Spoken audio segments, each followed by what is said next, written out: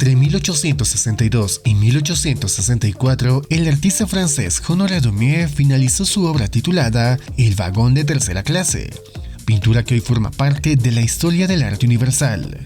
Conozcamos más sobre este cuadro.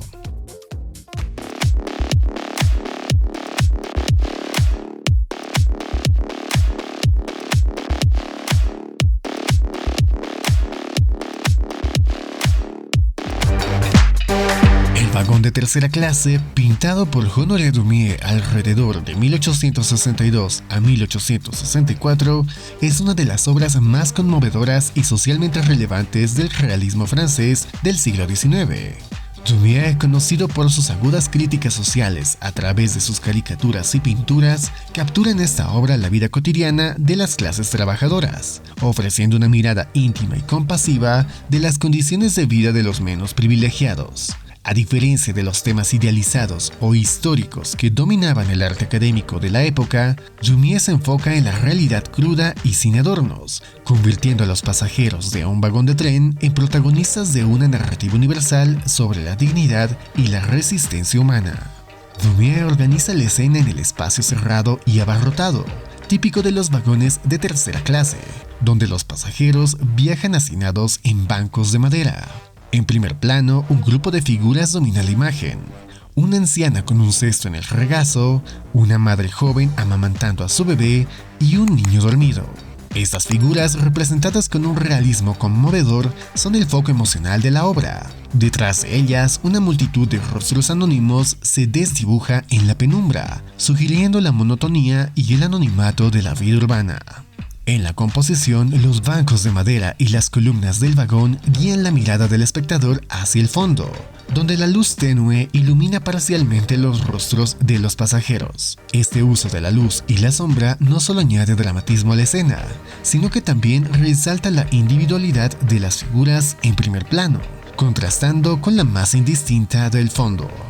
Daumier emplea una técnica pictórica suelta y expresiva.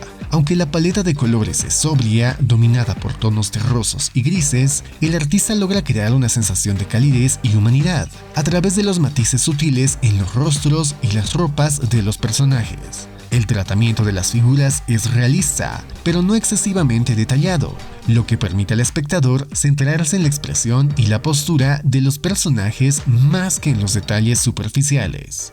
El vagón de tercera clase, al igual que otras obras de Daumier, refleja su compromiso con la representación de los sectores más desfavorecidos de la sociedad.